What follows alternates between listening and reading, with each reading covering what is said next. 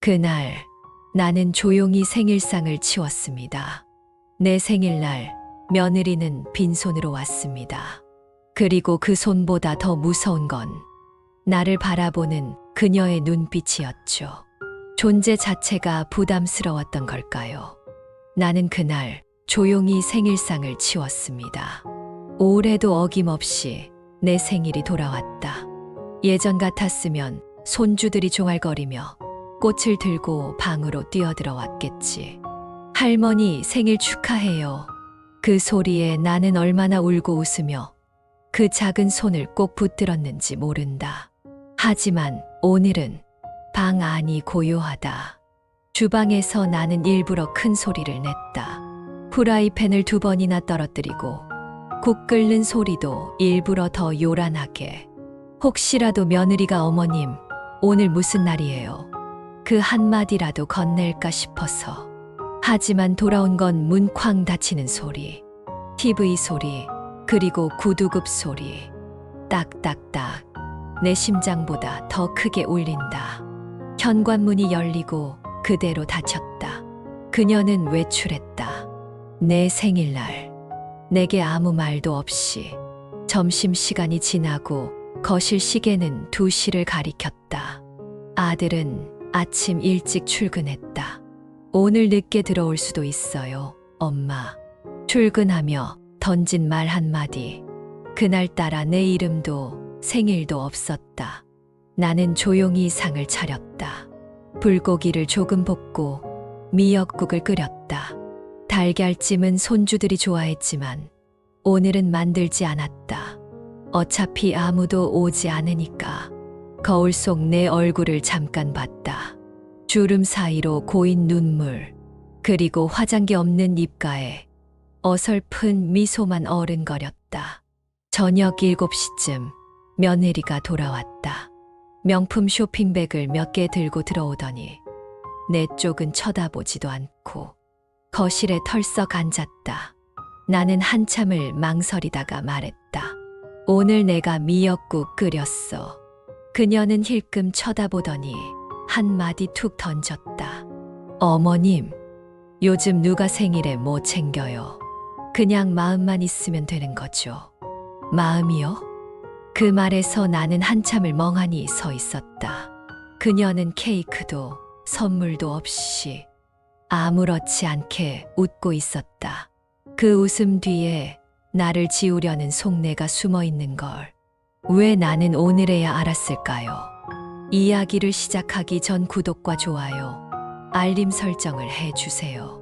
잠시 뒤 아들이 퇴근해 돌아왔다. 나는 혹시나 하는 마음에 문 쪽으로 나갔다. 아들, 오늘 뭐 먹었어? 그는 대답 없이 거실로 들어섰고 며느리의 눈치를 살짝 본 뒤 툭 던지듯 말했다.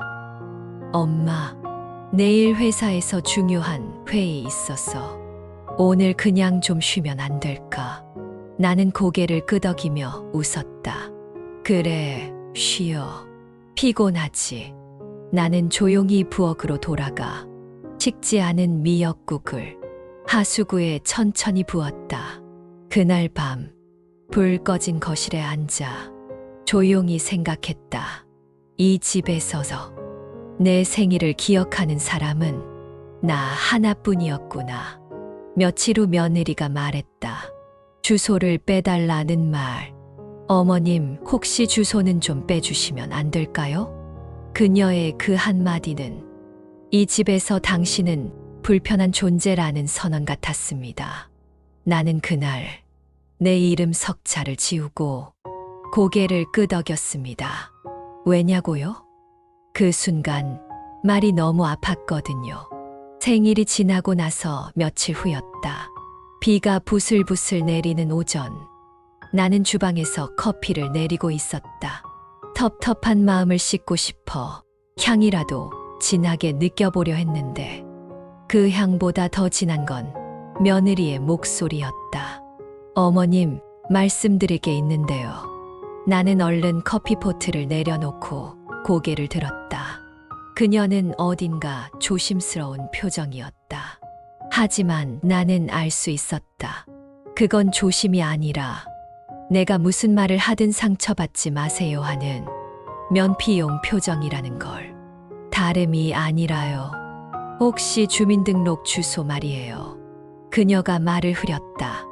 나는 속으로 말했다. 설마. 하지만 설마는 늘 현실이었다. 그게 요즘 대출이나 서류 이런 게 복잡해서요. 주소가 여러 명 되어 있으면 좀 애매하거든요. 그러니까 어머님 주소를 다른 데로 잠시 옮기실 수 있을까요? 나는 아무 말도 하지 못했다. 그녀의 입은 웃고 있었고, 눈은 피하고 있었고, 손은 내 눈치를 보고 있었다.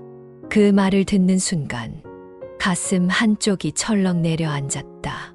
이 집은 내가 퇴직금까지 털어 마련한 집이었다. 아들 결혼한다고 하니까 젊은 사람들 시작할 때 집이 제일 중요하다며 나의 명의의 집을 내주었다. 이제는 나는 그저 방 하나 달랑 차지하고 살아가는 그저 그런 시어머니였다. 주소만요. 진짜 잠시예요. 그녀는 말을 덧붙였다. 불편하게 하려는 건 절대 아니고요. 요즘 정부에서 서류 같은 거 깐깐해서요. 나는 묻고 싶었다. 이 집에 내 이름이 있는 게 그렇게 불편하니?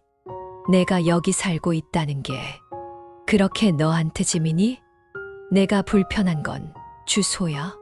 아니면 나 자체야? 하지만 나는 그 어떤 질문도 하지 않았다. 왜냐고?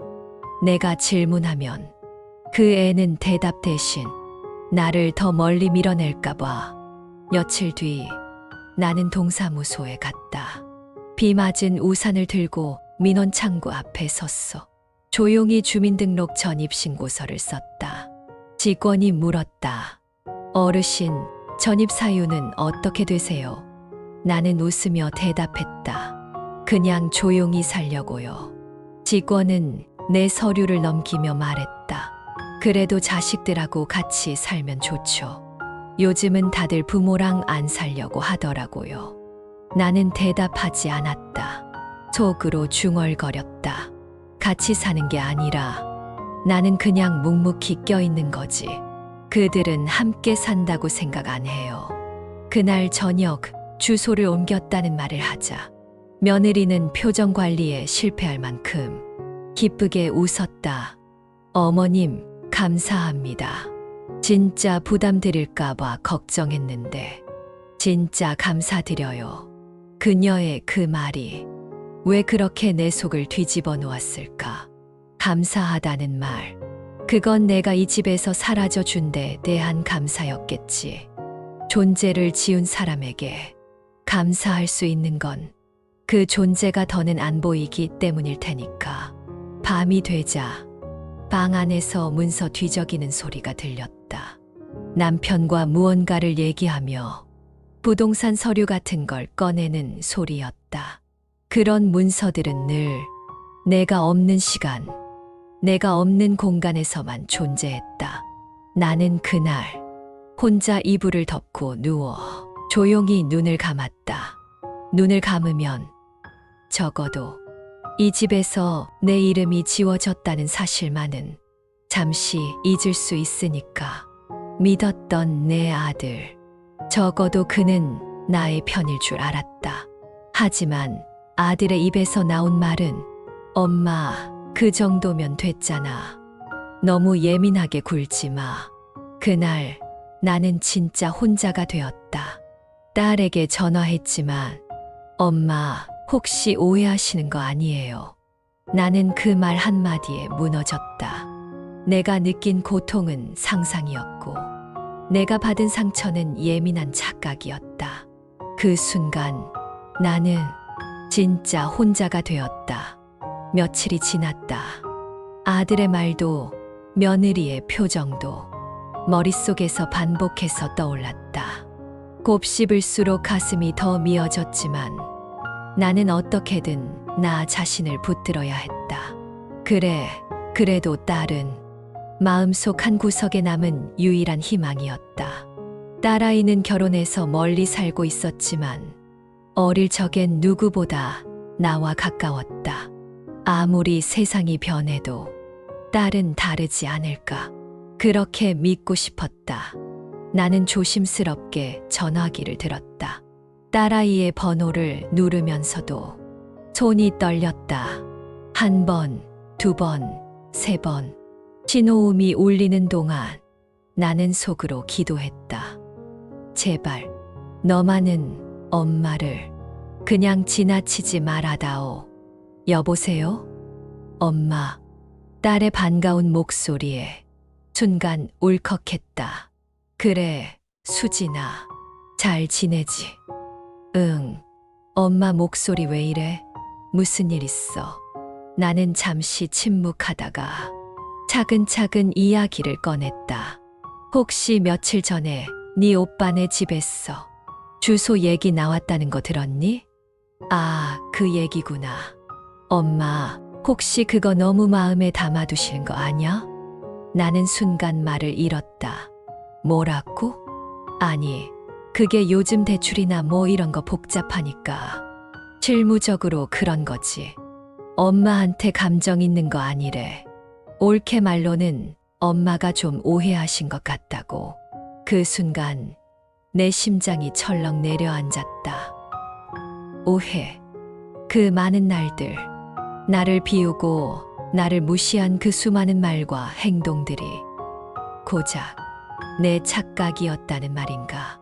수진아, 엄마가 오해했다고 생각하니? 엄마, 너무 예민하게 굴면 괜히 사이만 어색해져. 오빠도 힘들어하고 있대. 회사 일도 바쁜데 엄마 일까지 얽히니까 나는 그 말을 듣고 더는 아무 말도 할 수 없었다. 자식이라는 존재가 어느 순간부터 내 감정을 감당하는 걸 부담스러워하게 되었구나 싶었다. 내 마음을 알아달란 것도 아니었다. 다만 그 말 한마디, 엄마 속상했겠다. 그 한마디만이라도 들을 수 있을까 했는데 통화를 마치고 나는 핸드폰을 조용히 내려놨다. 눈물이 뺨을 타고 떨어졌다. 이번엔 참지 않았다. 소리 내어 울었다. 내가 정말 오해한 걸까? 아니면 너희가 나를 지워가고 있는 걸까? 그날 밤 딸에게 문자 한 통이 왔다. 엄마, 너무 신경 쓰지 마. 가족끼리는 다 그런 거야. 옳게도 사실은 엄마 생각 많이 한대. 너무 마음 다치지 마. 그 문장을 보고 나는 참 이상한 기분이 들었다. 내가 지금 마음 다친 것조차 너희는 인정하고 싶지 않구나. 모두가 내 감정을 과장되고 민감한 노인의 투정으로 치부하고 있었다. 나는 거실로 나가 주방 서랍 깊은 곳에 넣어두었던 주민등록 등본 사본을 꺼냈다. 이 집 주소에 써서 나는 정말 지워진 게 맞구나.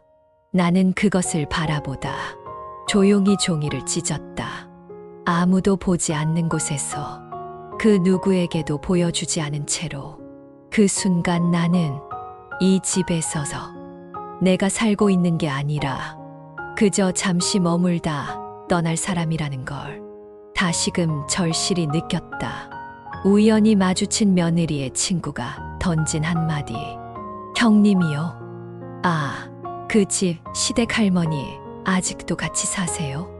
그 말 뒤에 숨은 진짜 속내. 며느리는 이미 나를 집 밖의 사람으로 만들어 놓고 있었다. 아직도 같이 사세요? 며느리 친구의 입에서 튀어나온 그 말 한마디. 그 말 뒤에 이어진 비웃음. 시댁 할머니랑 아직도 함께 사는 사람. 그렇게 나는 창피한 존재로 살아 있었다. 그날은 평범한 오후였다. 마트에 들러 마른 반찬 몇 가지를 사고 집으로 돌아오는 길. 한참 집 앞 골목을 지나는데 카페 옆에서 며느리가 누군가와 마주 앉아 있었다. 여느 때처럼 깔끔한 옷차림에 얼굴에는 늘 하던 가벼운 미소. 그 맞은편엔 비슷한 또래의 여자. 말끝마다 손을 휘젓는 걸 보니 제법 친한 친구 같았다. 나는 모르는 척 지나가려 했지만 그 순간 들려왔다. 내 이름은 아니었지만 분명 나를 말하는 목소리. 헐, 아직도 같이 살아요?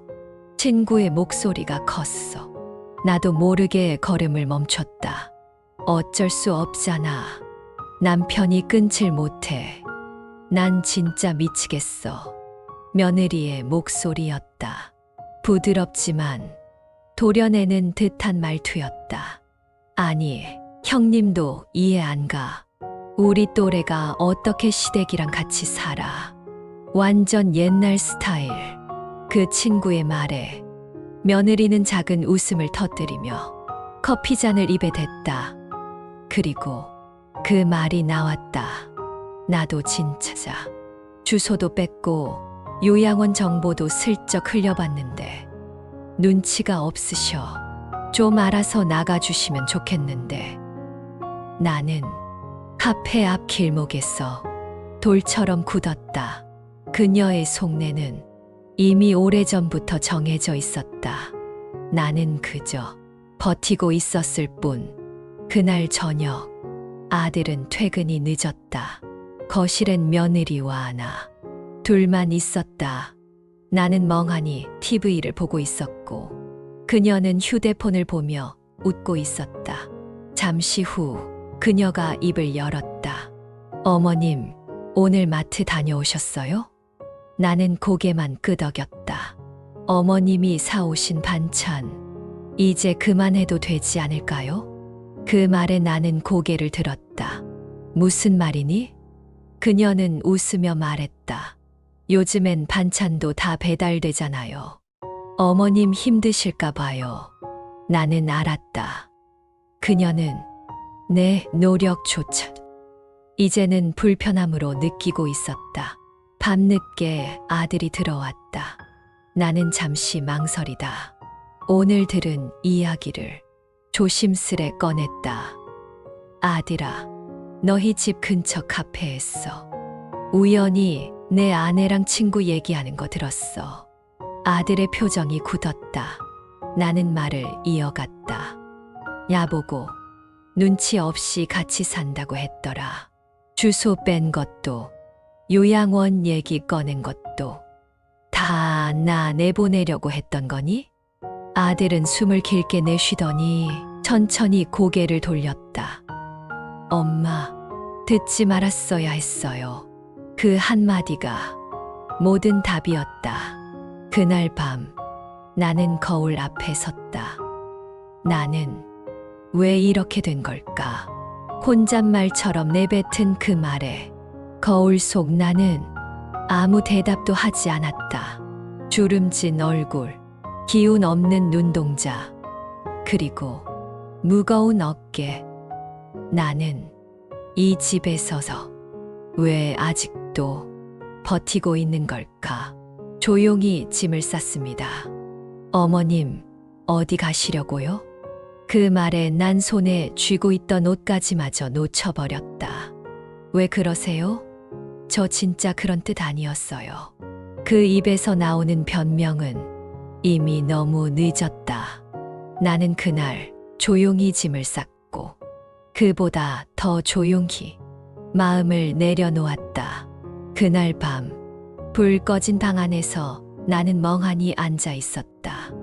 며느리의 말들이 그리고 그 친구의 웃음소리가 귀에서 떠나지 않았다. 눈치 좀 있었으면 좋겠는데 아직도 같이 살아? 그 말들이 마치 바늘처럼 머릿속을 찔렀고 나는 스스로에게 묻고 또 물었다. 더는 이 집에 있어도 될까? 아니, 더는 있어선 안 되는 게 아닐까? 결심은 생각보다 조용히 찾아왔다. 그렇게 큰 소리치며 떠나겠다는 것도 아니었고 누구를 원망하거나 고발하듯 짐을 싸려는 것도 아니었다. 그저 사라지고 싶었다. 조용히, 흔적 없이. 그래야 그들도 나도 덜 아플 것 같았다. 이불 아래 두었던 여행용 가방을 꺼냈다. 낡은 바퀴 달린 캐리어. 예전에 손주들과 가족 여행 갈 때 한 번 썼던 그 가방이었다. 속옷 몇 벌, 갈아입을 옷 한두 벌, 그리고 작은 화장품 파우치 하나. 손에 쥐고도 아무도 알아채지 못할 만큼 가벼운 짐이었다. 짐을 싸는 내 손이 자꾸만 떨렸다. 아쉬움 때문인지, 외로움 때문인지, 아니면 모든 걸 혼자 떠난다는 체념 때문인지. 옷장을 닫으려던 순간 문득 사진 한 장이 눈에 띄었다. 손주와 함께 찍은 사진. 내 품에 안겨 활짝 웃던 아이의 얼굴. 그때만 해도 그 아이는 내 품을 가장 따뜻한 세상이라 믿었을 것이다. 나는 그 사진을 조심스럽게 가방 속에 넣었다. 그 아이는 모르겠지만 나는 그 미소를 놓기 싫었다. 문득 발소리가 들렸다. 거실 쪽에서 살금살금 다가오는 소리. 설마 하는 순간 문이 똑똑 하고 울렸다. 어머님, 문 좀 열어주세요. 숨이 턱 막혔다. 나는 가방을 침대 아래 밀어 넣으려다 손이 미쳐 다 가지 못한 채 멈췄다. 문이 열렸다. 그녀는 거기 서 있었다. 눈은 가방을, 표정은 나를 보고 있었다. 어디 가세요? 그녀는 웃는 얼굴이었다. 하지만 그 웃음은 당황과 불편함을 숨기려는 억지스러움이었다. 어머님, 혹시 무슨 일 있으세요? 나는 말없이 고개를 숙였다. 그러자 그녀가 더 다가왔다. 그리고 그 입에서 나온 말은 또 변명이었다. 저 진짜 그런 뜻 아니었어요. 그날 카페에서 친구가 너무 심하게 말했어. 제가 그냥 맞장구 친 거예요. 요양원 얘기도 그냥 혹시 어머님이 외로우신가 싶어서 그냥 그랬던 건데 나는 그녀의 말을 조용히 들었다. 하지만 마음은 더 이상 흔들리지 않았다. 그래, 이제 됐어. 그냥 나가볼게.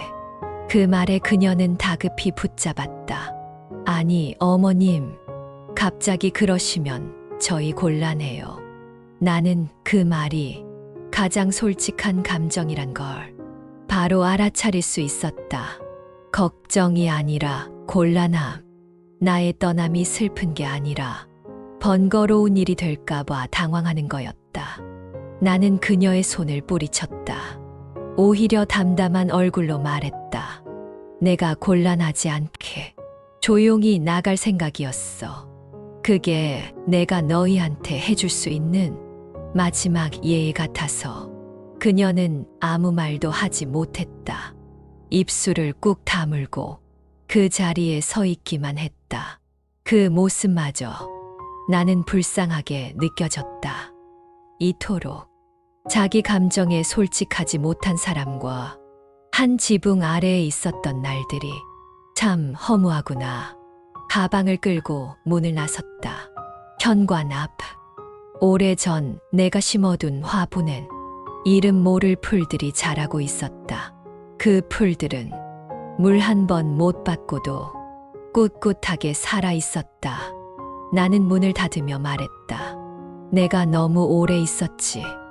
미안하다. 그리고 고맙진 않아도 돼. 요양원을 권하는 며느리. 어머님, 그러지 마시고 그냥 요양원 가시는 게 어때요? 그 말은 부탁이 아니었다. 회유도 아니었다. 그건 정리였다. 더 이상 이 집에 어머님이라는 존재가 필요 없다는 냉정한 행정 처리였다. 짐을 싸서 집을 나온 뒤 나는 하룻밤을 고속버스 터미널 앞 찜질방에서 보냈다. 가진 건 얼마 안 되는 가방 하나, 그리고 머릿속에서 맴도는 며느리의 마지막 표정뿐이었다. 저희 곤란해요. 그 말을 수십 번은 되뇌었다. 곤란하대. 내가 그 집에 있는 게 이젠 그냥 민폐란다. 다음 날 나는 딸 수진이에게 전화하지 않았다. 그 아이도 결국 엄마 너무 예민해라며 내 마음을 과민 반응으로 몰았던 사람이다. 그저 지인의 연락처를 수첩에서 꺼내 한 노인복지센터에 전화를 걸었다. 그쪽에서 요양원 리스트를 몇 개 보내준다고 했다. 나는 문자로 받은 목록 중 가장 저렴한 곳 2군데에 전화를 걸었다. 전화기를 들고 있는 내 손이 떨렸다. 이걸 내가 하고 있구나. 스스로 내 요양원 알아보는 노인. 참 기가 막히다. 그날 저녁 전화벨이 울렸다. 화면에 뜬 이름은 아들이었다. 나는 받을까 말까 망설이다. 결국 통화 버튼을 눌렀다. 엄마, 어디에요? 그 목소리엔 걱정보다 짜증이 더 먼저 묻어났다. 그냥 나 좀 생각할 시간이 필요해서 나왔어. 왜 말도 없이 나가세요? 요즘 세상이 어떤데? 나는 웃었다. 걱정돼서 전화한 거니? 아니면 곤란하니까. 잠시 침묵. 그리고 터져 나오는 한숨. 엄마, 솔직히 말씀드릴게요. 와이프랑 요양원 얘기 좀 했어요. 나는 아무 말도 하지 않았다. 그러자 아들이 말을 이었다. 혼자 계시는 것보다 요양원에서 돌봄 받으시는 게 낫지 않겠냐고 해서. 나는 조용히 말했다. 요양원이 너희가 버리기 편한 장소니깐. 그날 밤 며느리에게서 문자가 왔다. 어머님, 죄송해요. 저도 어떻게 해드려야 할지 몰라서 그랬어요. 그런데 정말 외롭고 힘드시면 저희가 도와드릴게요. 요양원 소개도 드릴 수 있어요. 도와준다니. 참, 이게 도와주는 거니? 사람을 편하게 정리하는 방법을 제안하는 게. 나는 그 문자를 몇 번이나 읽다가 결국 이렇게 답했다. 고마워. 너희한테 짐 되는 거 나도 지쳤어. 다음 날 나는 짐을 들고 마음속에 맴도는 한 사람에게 전화를 걸었다. 바로 이웃집 윤 여사. 오래전부터 나와 친했던 사람. 그 집에서 들려오는 내 소문도 며느리의 속내도 가장 먼저 알아채던 사람. 그분이 내게 말했다. 아니, 그 집 아들이랑 며느리 요새 무슨 서류 정리하고 부동산 얘기하더라. 혹시 너 나가면 집 파는 거 아니야? 그 순간 머리를 강하게 얻어맞은 기분이었다. 내가 퇴직금 털어 지은 그 집. 주소에서 지워졌고 방에서 밀려났고 이젠 존재까지 매물처럼 취급당하고 있었던 것이다. 나는 그 집의 진짜 주인이었다. 요양원이요? 그 집에서 나가달라고요? 좋아요. 제가 나가드릴게요. 대신 그 집도 다 같이 나가주세요. 왜냐하면 그 집은 제 겁니다. 내가 퇴직할 무렵 남편은 이미 세상을 떠난 후였다. 나는 아무도 모르게 조용히 전 재산을 정리했다. 돈 많은 건 아니었지만 그래도 평생을 모은 적금, 퇴직금, 보험금까지 총 2억 5천만 원. 그 돈을 들고 나는 직접 작은 단독주택을 분양받았다. 아들이 결혼을 앞두고 있었고 신혼집을 구하지 못해 발을 동동 구르던 시기였다. 나는 그때 말했다. 이 집 너희 신혼집으로 써. 대신 명의는 엄마로 둘게. 혹시 몰라서 말이지. 아들은 고개를 끄덕였고 며느리는 말없이 웃었다. 그때 나는 몰랐다.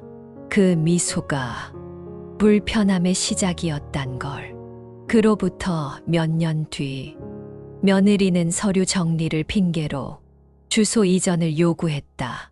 그 뒤에 곧바로 요양원 브로셔가 도착했고 나는 방에서 밀려났으며 결국 스스로 짐을 싸고 나왔다. 하지만 나는 멀찍이서 지켜보며 기다렸다. 그들이 이 집을 어떻게 처리하는지, 내가 없는 집을 어떻게 말하는지. 며칠 전 윤 여사님이 내게 말했다. 며느리가 부동산 중개소에 들락거리더라. 집을 내놓은 것 같아. 나는 웃었다.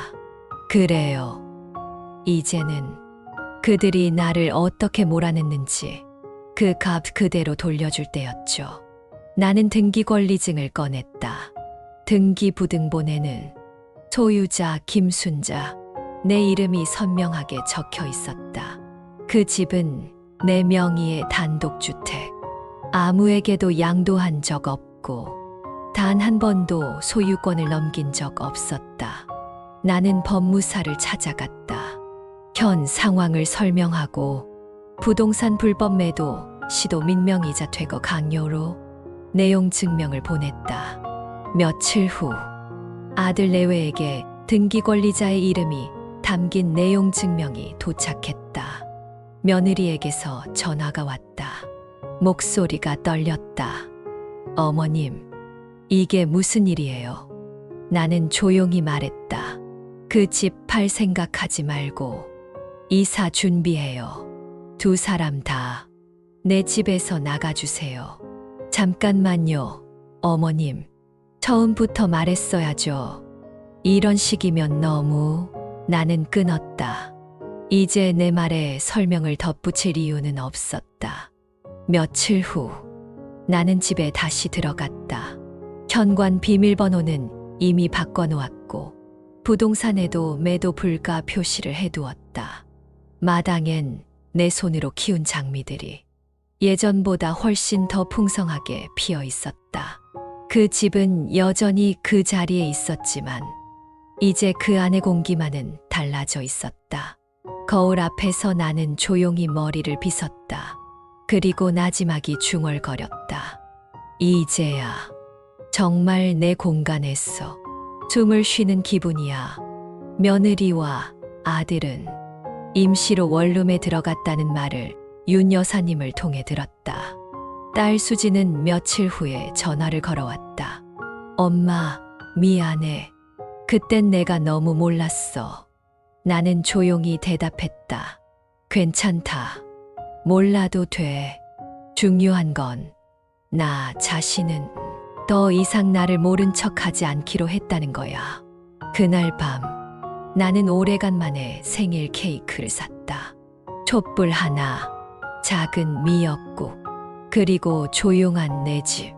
아무도 축하해 주진 않았지만 나는 스스로를 축하했다. 내 생일날 며느리는 빈손으로 왔지만 지금 나는 내 인생을 두 손 가득 되찾았습니다. 누군가는 나를 짐이라 불렀고 누군가는 나를 방해라고 여겼지만 결국 나는 나를 버리지 않았기에 끝끝내 나를 지킬 수 있었습니다.